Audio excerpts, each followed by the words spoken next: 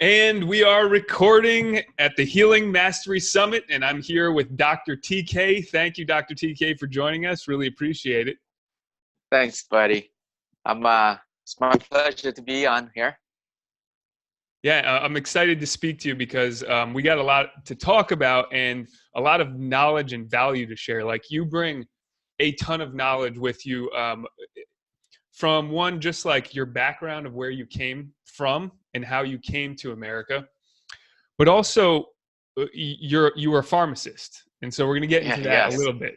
So, but first, that's the first thing I'd actually like to get into, and then I'd like to get into your background a little bit as well, because I think there's some healing there, or if you want to call it harmonizing, right? Healing. We call this the Healing Summit, but wholeness or harmonizing might be a better way of putting it, but just people resonate sometimes more with healing. But you were a pharmacist. You were a pharmacist for how many years? Been a pharmacist for 15 years. Can you believe that? Yeah. So let me just give everybody the rundown before we go into it. So you're known as the quantum pharmacist, and you're a functional energy medicine expert. And you have a doctor of pharmacy and a fellowship in anti-aging and regenerative functional medicine. Using a Correct. combination of ancient energy medicine techniques and advanced technologies, you've created coherence bioinformation frequency creams that liberate minor aches and pains in 60 seconds via emotional stress pathways, and your company's mind-body matrix. And so the mission is to help everyone find peace and live a pain and stress-free life. And so, Yes. so for those listening, I've known TK for a while, and I've used this cream, and we're going to get into that. Like, how does cream automatically dissolve pain? But I was doing an interview with one doctor, Dr. Jennifer Daniels, and she said, for every medication, every dollar that we spend on medication, we spend $3 treating the symptoms. And so you were working in a pharmacy in the San Francisco area, correct? Fresno, sorry. Fresno. Okay. So Fresno area. It's in California. Yeah, somewhere over there. Yes. I'm on the East Coast. So you started to realize something, right? So you were doing this, you were doling out medication as, you do as a pharmacist. And then what happened? A lot. We were one of those pharmacy who was at the edge of everything in terms of educating our patient, but we were pushing the boundary of treating the patient without any kind of discrimination.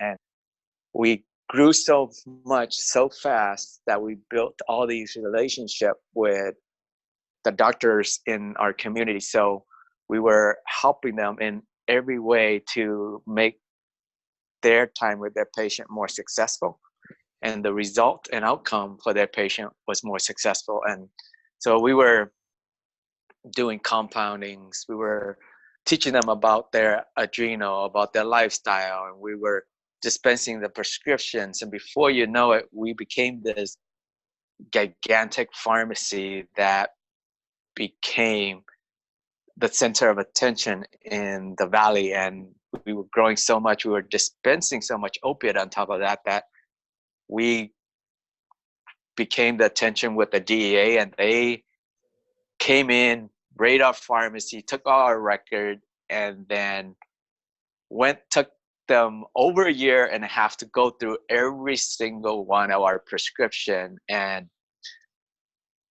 examine it with laser focus.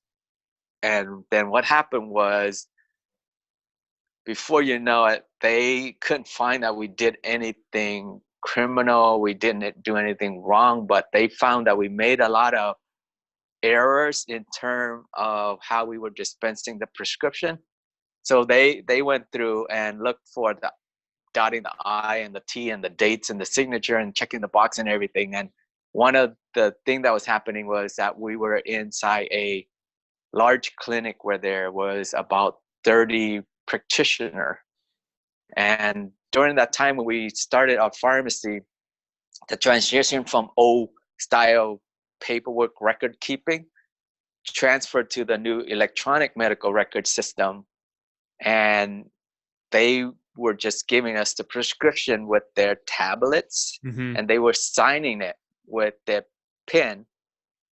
So the DEA went through and said, hey, any prescription that was written for, let's say, sleep medication, ADD meds, pain medication, any muscle relaxant, any anti-anxiety drugs, anything that belongs in the schedule, if they signed it with that electronic signature versus a wet ink pen, then we are fined $25,000 for every single one of those prescriptions.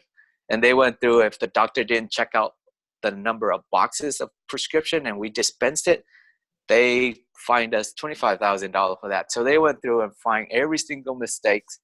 The end result was that they wanted $101 million What? from our pharmacy, Oh my from an God. independent pharmacy. So basically, they just wanted to shut us down Yeah. through those type of error. And we got a lawyer, and we decided that we could go to federal court, and bring on every single one of these doctors that has written a prescription for us and said that they wrote it and they charted and they are legitimate prescription. Those were just paperwork error. Mm-hmm. But we didn't want to drag all our doctors into court and waste all that time too. So what we did was we settled with the DEA, and they basically end up saying that we'll take $200,000 for our time of investigating your pharmacy for the last 2 years, and we'll call it even. So that's kind of like what changes how we did things in our pharmacy, but it also changes my path into how bureaucratic the system is, because you're there trying to help people, changing their life, trying to get them off of opiates and trying to change their prescription into a compound and or a cream or whatever. And so it made me think about the whole medical system overall. It was one of those that I've been focused on trying to look at different ways of treating pain, mm-hmm. but it really fired me up to find a better solution. So I went on this whole journey of looking into the true path of medicine, and what is it that we can do that is more powerful than the prescription system without the side effect. Yeah. And so I went on this whole energy medicine journey. And the other thing that happened to me during that, a couple years prior to that kind of switched my thinking, was when my wife ended up in the emergency room at Kaiser, paralyzed from the neck down without any type of physical injury. And I end up in that emergency room staring into the emergency room doctor's eyes and say, what is going on, given that they have taken their time doing MRIs, CTs, all the blood work, and they can't find anything that's wrong. Mm-hmm. Everything seems normal to them. Yeah. And they have ruled out heart attack, they ruled out stroke, they ruled out kidney failures. They pretty much didn't have an answer, and their last resort was just to admit her into the intensive care units and watch her. And so at that point, I was already in my journey of biofeedback medicine and energy medicine, and I started thinking about what Joe Dispenza book, You Are the Placebo, really taught me about the intentions and about healing. Yeah. And so in that emergency room, I convinced the emergency room physicians to let me do what I was really good at, and how I can use technology and biofeedback and intention to help my wife. And so they walked out of that bed, room that she was in, and let me treat her the way that I do it. And so I used the biofeedback smart PMF TENS unit Mm-hmm. and just start scrubbing and clearing out all her energy blockage and using the intention and my intention to help my wife. In about 4 to 5 hours, she started to move, and her toes and then her fingers, and then she sat up just like that. And it, if I didn't take any kind of action that day or did not have the right technology, then the course of that day would have been totally different than where we are today. And what it made me realize was that it took that night we walked out of that emergency room. It's way unusual for anything like this to happen, but we defy the odd. And so it made me look into what is the real power of energy medicine, biofeedback, intention, and how do we incorporate that into a new way to help people. And so that already started my path of looking into doing all this. And then this whole DEA thing happened, and so made us push our way and rethink about what we want to do and how do we want to invest our time and passion into what we wanted to do. And so we decided that we're going to leave our pharmacy after that and focus on our newfound passion, purpose, mission, that we can try to help so much more people going online, creating a system and a cream that help people really harness their own internal energy system. Yeah. And go through the whole recovery process. And how does that connect to their psycho-emotional component with the pain? And how do we help them go through all that? And that was part of our journey into where we are today. And a lot of that journey was meeting you in some of our networks. Yeah, awesome. So I've been a part of the journey, and I've seen actually the evolution of it, which has been amazing. Now, it's been, well, obviously it's actually something that we can see nowadays, which is that people are getting more and more prescriptions, but more and more people are getting sick. So obviously something is broken. So you can Yes. easily just see like, well, wait a minute, our medical system keeps growing and getting bigger and more people get sick and sick. So how does that work? If medicine works, if the medical system is working, then shouldn't people be getting healthier and healthier? So what's happening with this situation? Like, what's going on in your opinion? I think the conventional medical system in terms of a pill for an ill is great in an acute setting, but it may not be the best solution for chronic illness and prevention setting. Mm, The pills, we don't have a pill for prevention.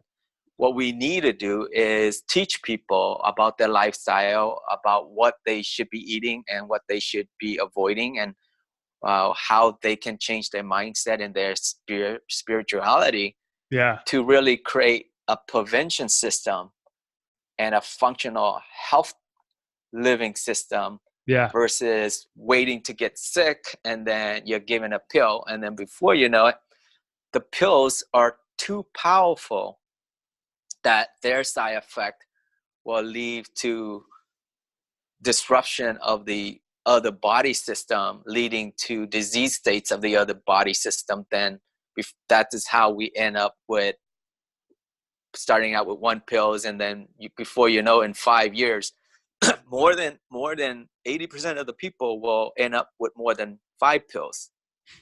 And that's the medical system that we've been taught, been regulated, pushed into. Yeah. But we haven't do enough in terms of educating our people.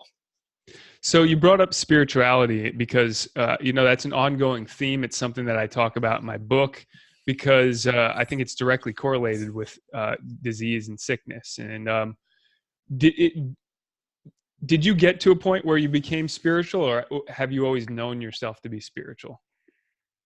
I have always known myself. I'm not a spiritual person in term of religion, but I'm a spiritual person in term of who I am and how I come through in my heart and my mind. And I have always been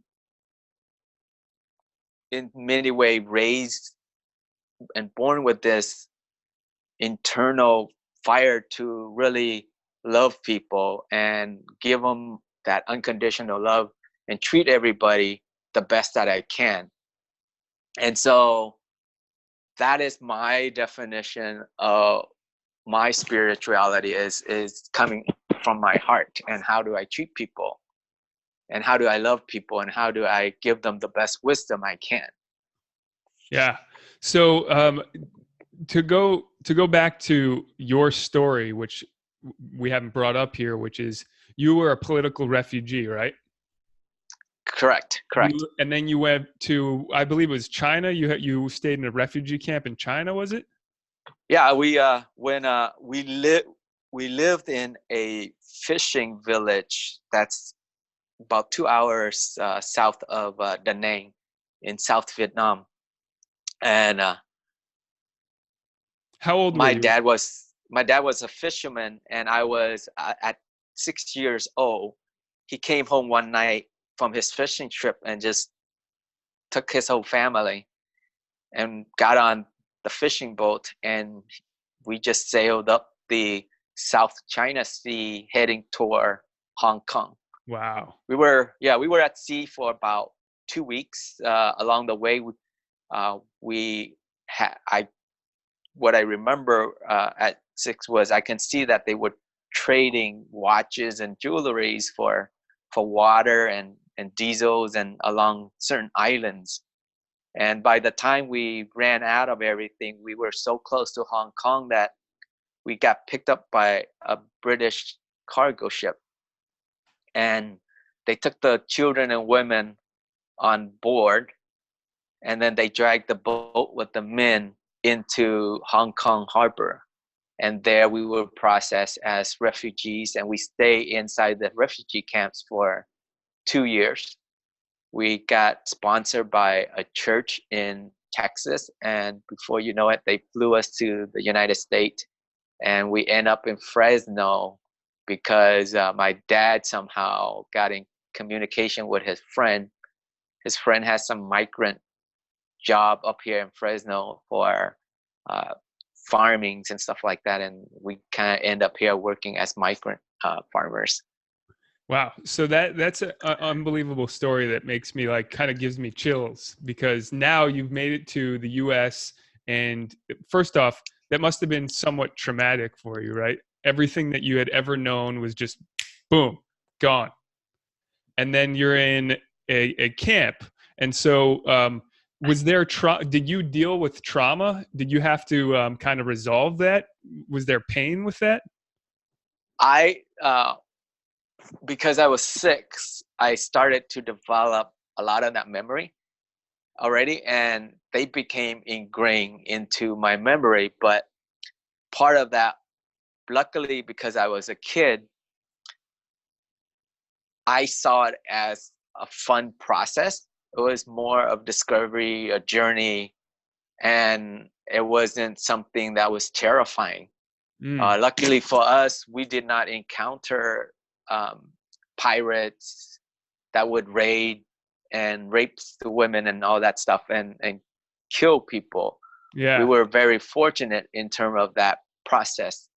And so I did not have to deal with that as a traumatic process, but more of an exploration, learning, fun experience. But it's definitely was things that was going on that has very um, profound event that get imprinted into your life. Yeah.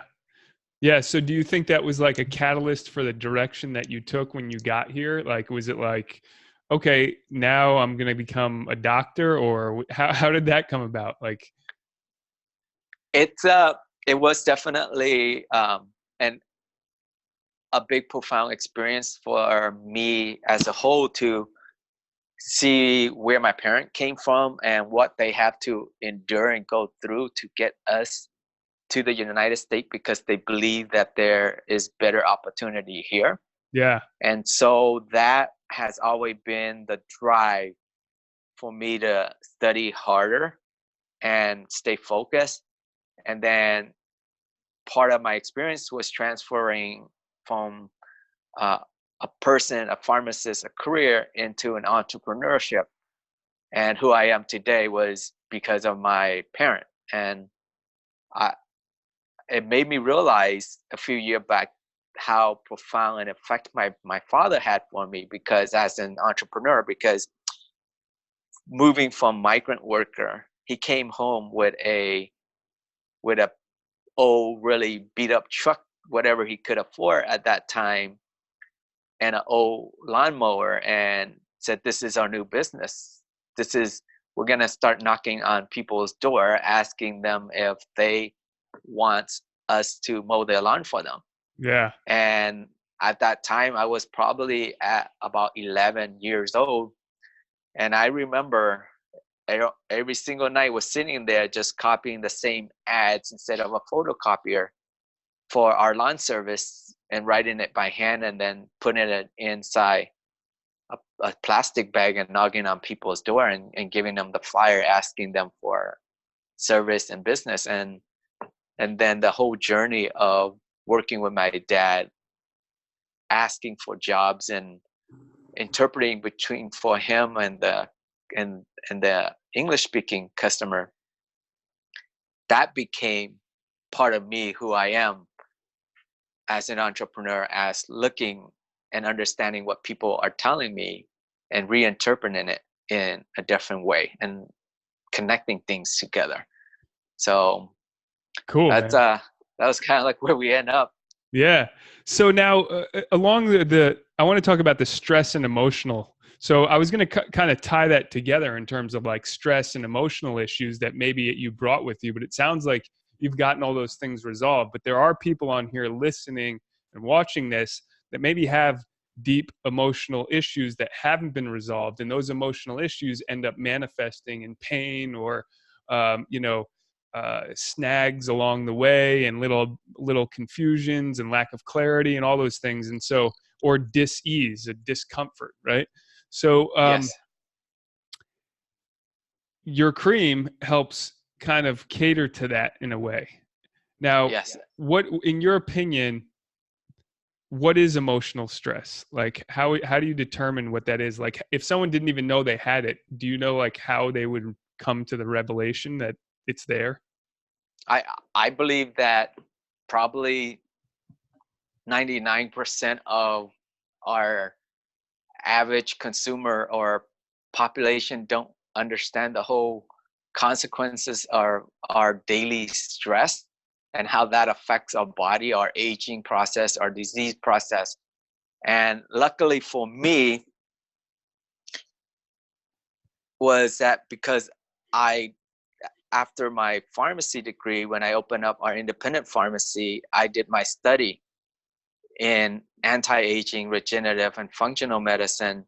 And most of that focus was on the endocrine system. How does that evolve into our hormones, our stress system? And Yes. I did, that was where my focus and my specialization end up. And I started counseling so many patients in the pharmacy and educating them about their stress. And on top of that, we were doing a lot of cortisol salivary testing to measure their cortisol level, to really understand their stress pattern and which phase of the stress that they have gone through. And because of my background and my education, my knowledge, I was able to understand myself a lot more, and I did my own measurement and really understand what factors affect our stress Yeah. physically and emotionally and mentally. Yeah. And so I looked at all that, and I had worked in so many ways and have so many gadgets and modality that really helped me manage these things and understand it. Yeah. And so for me as an individual, that was my personal health journey in terms of really understanding that, but also how did I apply that into new concept, into this new company, this new cream to help people. Yeah. And so that's kind of how we derive the mind body energy connection to pain and stress. Gotcha. So, so how is there like a cascade system? So for those of the people that are listening that don't know, the endocrine system is like triggering hormones, right? It's transporting hormones, et cetera, Yes. neurotransmitters, those things like dopamine, serotonin, et cetera, right? Yes. So how is stress affecting the whole endocrine system? Like, can you give an example of like a cascade of events that may happen for somebody that's listening, like whether it's acute emotional trauma or maybe just daily stress? Yeah, that'd be great. We'll go through the difference between both. Okay. First one is the acute system, Yeah. where let's say, for example, we have a lion chasing at us, and immediately we go into a fight and flight mode that everybody is familiar with. Then in that, our adrenal medulla inside our adrenal gland that sits on top of the two kidneys, Mm-hmm. they produce epinephrine and norepinephrine, and Mm-hmm. that's our rush neurotransmitter to really stay focused on what's going on, so that way we can run and hide or fight with the lion. And then inside is the adrenal cortex, then it produces cortisol shoot up, so that way we can be more alert and more vigilant. And that generally happen after we high. We should then go back down in terms of those neurotransmitter and the hormone cortisol. Mm-hmm. Then we should be back to what we call homeostasis. Yeah. And in the comparison of the daily stress, the emotional stress, the errand that we have to run, the things that we have to do, taking the kids to school, dropping off at their different ball games, dealing with our boss, dealing with our business, dealing with the bills, and dealing with everything else that's going on in our life. That is the long-term daily stress that can Yeah. be mental, that can be emotionally, that can be physical. Right. And they play a small amount in terms of everything. And what happened is, in the long-term aspect of thing, a little bit of epinephrine, the norepinephrine jump up, a little bit of cortisol jump up. But if that is the bar, the next day, the next month, the next year, that bar goes up higher and higher. And then before you know it, we have this high rush adrenaline and cortisol system Right. that affects our sleep, affect our focus, affect our inflammatory process. Then the inflammatory process then affect all the rest of our disease states, and how we control and prevent these disease states in terms of high blood pressure, cardiovascular disease, Yeah. diabetes. So we have those effect. And that is where we need to help people understand and really manage all that. And Yes. then how does that can affect their pain? How does the acute trauma affect their pain? How does the long-term emotional trauma affect their pain? And so we need to find and lower a different state in terms of homeostasis, where the cortisol and the adrenaline balance out with the in terms of the sympathetic system versus the parasympathetic, the resting versus the fight and flight state.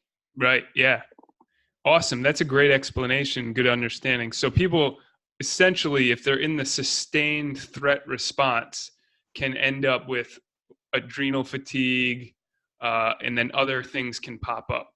Right. So, I mean, Yes. essentially, if it affects your sleep, then it could creep the head of cancer can pop up, right? Because if you're not sleeping correctly, your immune system's not functioning. So, is that kind of it sets the stage for a lot of other things to happen, correct? Yes, definitely. Yeah, the whole body pH, the whole inflammatory process, how the immune response, everything begins to go down. Yeah. And it gets bad when everything is out of control. Yeah, so I'm glad that you brought all this up because a lot of people think that they're victims, right? And this is probably what you would explain to their patients Hmm. is like, I'm a victim of this circumstance, and then the doctor is my savior, and the doctor has medication, and that medication is going to correct me, and then everything's going to be better, and then Hmm. that doesn't happen. Then all of a sudden it's like, wait, my blood pressure went up, or some other numbers are off, and now you need another medication. And the reality is that it's all in the stress, right? It's all in Correct. controlling those things. So how does, for example, like, you know, how would a cream that is imprinted with a frequency affect any of that, or frequencies in general? Because and before we get into that, just to go over, in case anybody's new to this, because they sometimes people get uh, like they get freaked out or weirded out about frequency talk, but this is all proven. We're all vibrating beings. Our brain, certain brain centers vibrate at a certain frequency, certain organs vibrate at a certain frequency, so we are frequency. So with that being said, how would a cream help somebody? Like, how is that possible? Yeah, so I'm gonna take one step back and explain the whole frequency of things. So heart math, neurobands, and aura ring, they all are different measuring device. Fitbits, your Apple Watch, they all measure certain minute markers using the body electrical system. Yes. That's kind of like how EKG works. Our cell phone works through certain frequency. Our Wi-Fi works through certain frequency to pick up the information that's everywhere, and it's the computer chip that get reinterpreted. Right. So our body should vibrate in a very homeostatic uh, frequency, what we call coherence frequency, the Yes. individual vibration. So the heart, the eye, the throat, the head, the brain cavity, then the different organs, and they all vibrate at very coherent, specific frequency. Yeah. And that one frequency will add to another frequency that harmonize and make a bigger organ from a cell base to the organ base. And they should vibrate and send out information in terms of waves and frequency in that information in that coherent aspect. But when we have disease states, we have, let's say, toxin, heavy metals, bacteria, viruses, mold, and injury, uh, emotional blockage, they all then can disrupt the vibrational frequency, which become what we call incoherence information, meaning that instead of going from a coherent vibration that is very smooth, now we have jagged spikes that goes like this. Mm-hmm. And so that's what we call incoherent vibration. And using biofeedback, we can detect and pick up and interpret these information that are very specific to as to what is going on many time in each of the meridian channels or each of the organs. That's Yeah. where all the Russian and German biofeedback technology comes from. Yeah. And that's how they were doing it. And there's huge clinical correlation to that. So they're the next step then is to move to low PEMF technology, which is low pulse frequency that are not harmful, but they're coherent information that matches up to the different organs. So there's over 4,000 studies on PEMF frequency that can regrow bones, regrow nerve, muscle tissue, reheal and the body. And so all that are based off of frequency. And what happened is when I started looking at these frequency, I looked at the psycho-emotional component, the body, how our trauma, our abuse from our childhood or an acute car accident can lead to a traumatic event that leads to the disruption of these frequency. And if we can pick up these frequency through biofeedback measurement, then we understand and know what the incoherence vibration is. And we just have to find the right coherence information and apply it onto the cream. And when you apply it onto the body goes, oh, okay, I understand. That's how I should be vibrating. And then it start to correct itself because we're Mm. giving it the information to override. And when the body corrects itself, it becomes more coherent. It goes into a more homeostatic state.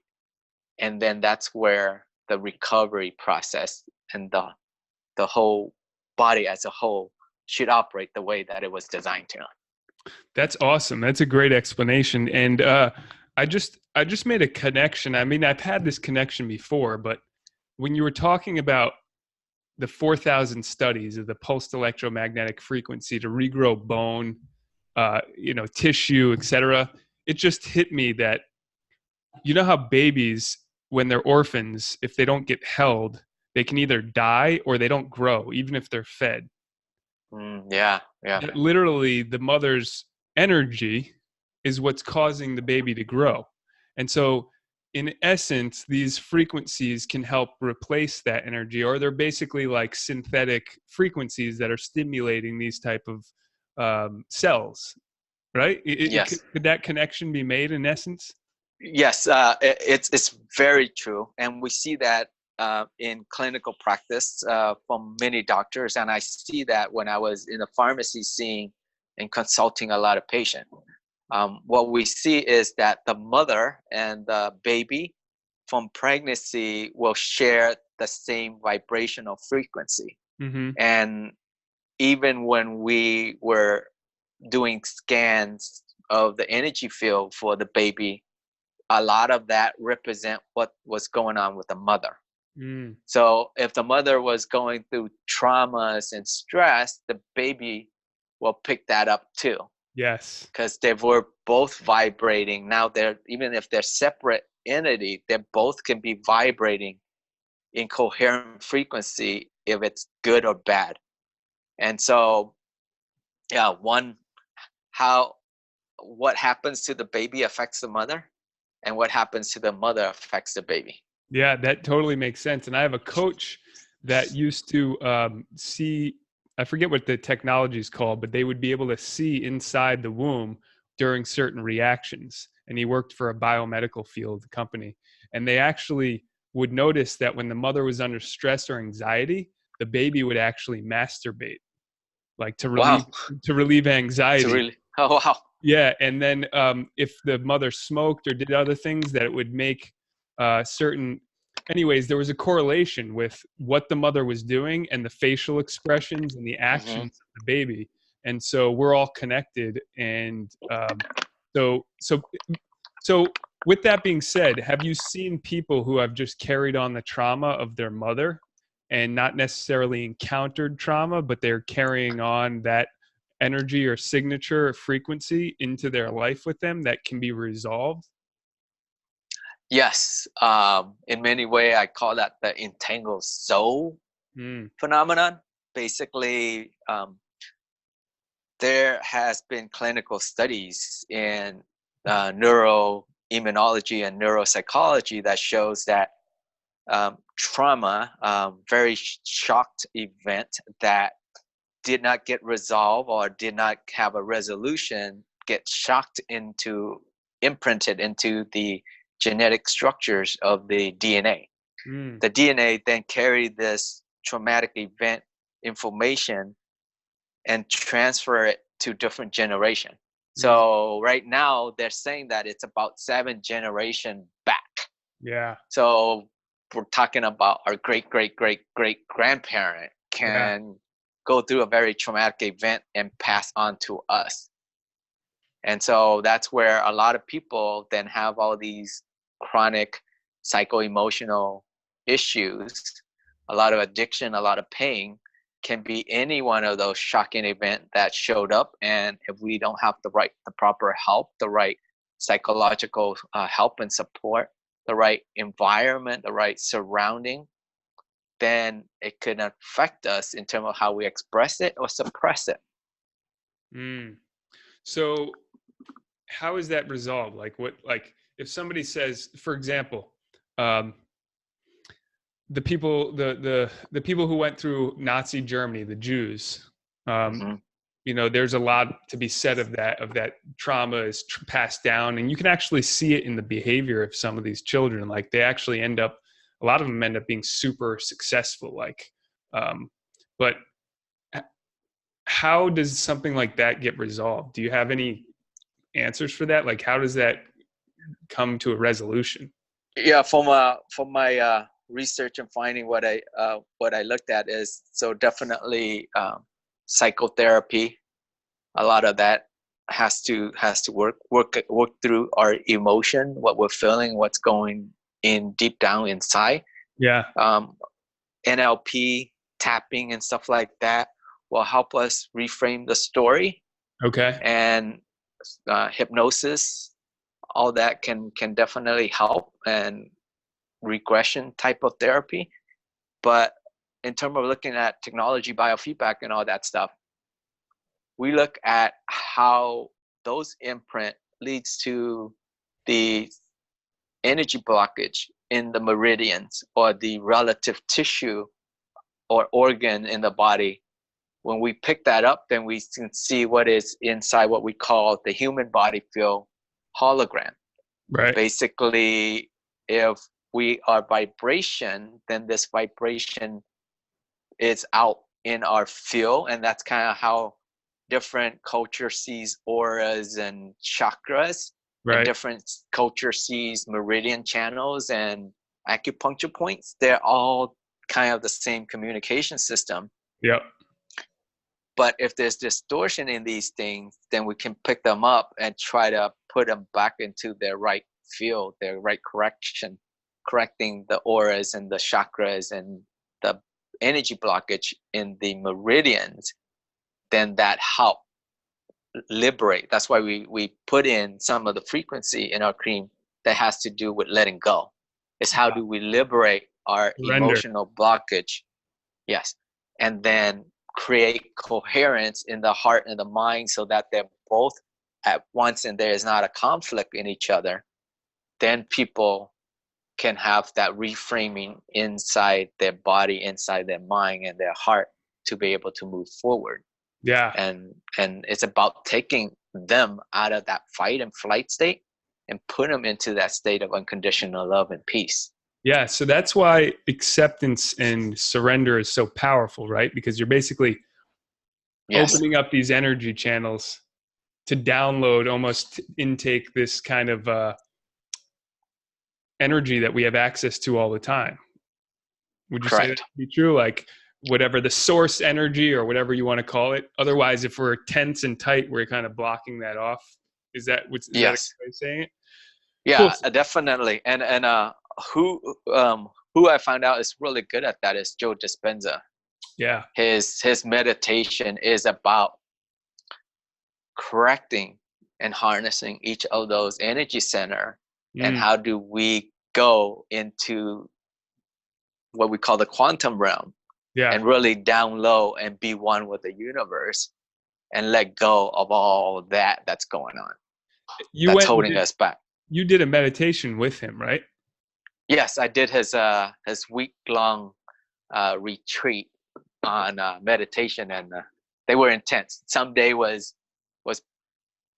one of the meditation sessions was about 5 hours long. Wow. And any revelations from that? Huge. I'm a big meditation practice person now, and especially when I travel, I'll do my meditation for an hour or more in the morning, and then sometime in the afternoon, and then at night. So it's been a big game changer, and so I'm incorporating a lot of that meditation method